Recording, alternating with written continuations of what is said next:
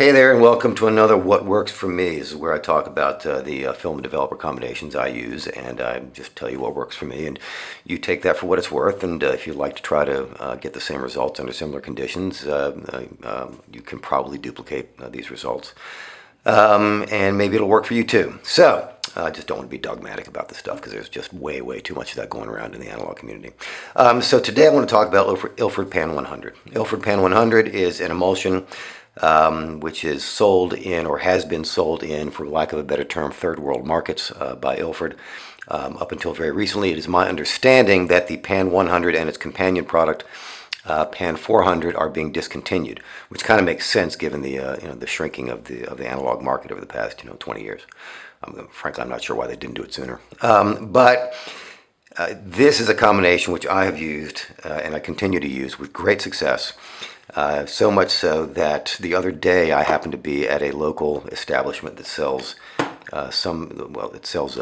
photography equipment, and they have a tiny little corner of the store left where they still sell some film, and I ran into this, and I grabbed it. I mean, I just did not hesitate. And it was marked at below what would ordinarily be the generally accepted local price for this stuff. And so when I saw that, I was like, heck yeah, I'll just take every bit of it they've got, because Ilford has idled production and international shipping, at least to this part of the world. The cost has skyrocketed. So I expect film prices to be going up, at least the film prices. The price that would be available to me in the market where I live is certainly not going down anytime soon. So when I saw this, it had marked below what you'd normally pay for it. I did not hesitate to pull the trigger. So I'll be happy with that stuff for a while. So this works really well for me. And when I say works well, it works in bright, sunny conditions, which we have a great deal of here in Israel. The sun is very strong here. It produces, it's a very high contrast situation. Most outdoor situations, when you're taking pictures in the sunshine here, just as in many other parts of the world. Although when I lived back in Virginia, where I grew up and where I lived for most of my life, you'd get some cloud cover. There would be clouds in the sky during the summertime, whereas where I currently live, which is a stone's throw away from the Negev desert, if it's cloudy, it's raining, and if it's not raining, it's not cloudy, more or less. I mean, there are exceptions, at least in the wintertime. But for most of the year, we have very harsh, direct sunlight, and that can be very difficult to deal with. So if you live in a excuse me, if you live in a part of the world where that's an issue, this is a really good combination. So Ilford Pan 100, exposure index 50, in Perceptol at a dilution of 1 to 3, 1 part stock solution to 3 parts water, such that the resulting solution is 25% stock solution, 75% water. Developed at 16 minutes at 20 degrees centigrade. Again, in black and white film processing, you do not need to obsess over temperature. I will put a link down below to Ilford's temperature time conversion chart. And if you're within the parameters on that chart, you're fine. You do not, unlike color processing in black and white, one need not obsess over the precise temperature of your chemicals. And this just gives me absolutely beautiful results. So the next question is, how close are these two? All right, how close is Pan 100 to FP4? Because, like I said, this stuff is not in production anymore as far as I know. And in most of the world, or the major markets in the world, it's not even available. I mean, I'd never heard of this before I moved to Israel. So does does FP4, can you do the same thing? I don't know.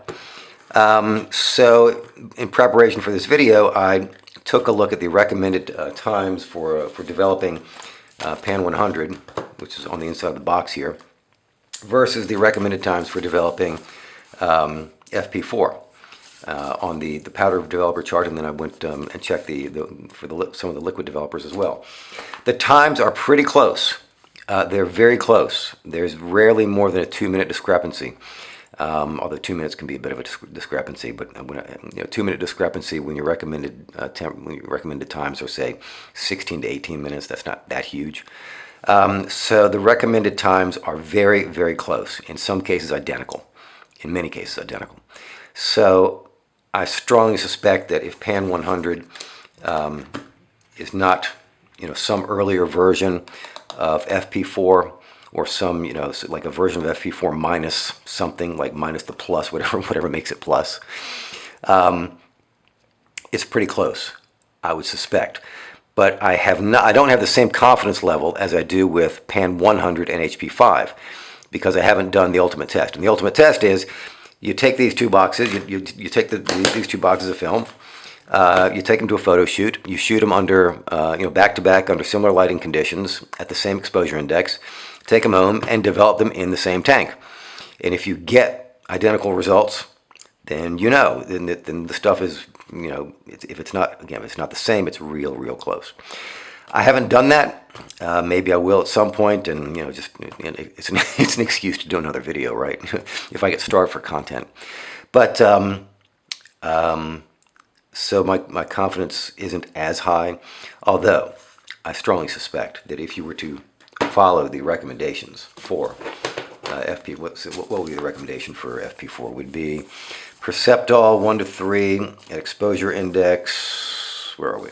Exposure index 50, Perceptol, FP4, exposure index 50, Perceptol 1 to 3, 17 minutes. Recommended time is 17 minutes. For Pan 100, 16 minutes. All right. So I think it's safe to say that you would get darn good results with FP4 Plus at 17 minutes under these exposure index and developer dilution combination. And that's about all I've got for you right now. I just wanted to make this video because this particular combination is very useful for me. And if you live someplace with harsh, bright, direct sunlight that can be extremely challenging to get good results in, this is just a great combination, which I really recommend for that purpose. I mean, I wouldn't do, low, the golden hour, low contrast, shaded. This is for direct sunlight. But if that's a situation, if you're confronted with that, can't go wrong. Cannot go wrong. All right, that's all for right now. If you did enjoy the video, please subscribe and check out the links below. And as a matter of policy, I am not monetizing my videos for 30 days as a courtesy and incentive to subscribers. So if you subscribe, you can watch all of my content commercial-free for 30 days. So thank you, and glad to have you along. Take care. Bye-bye.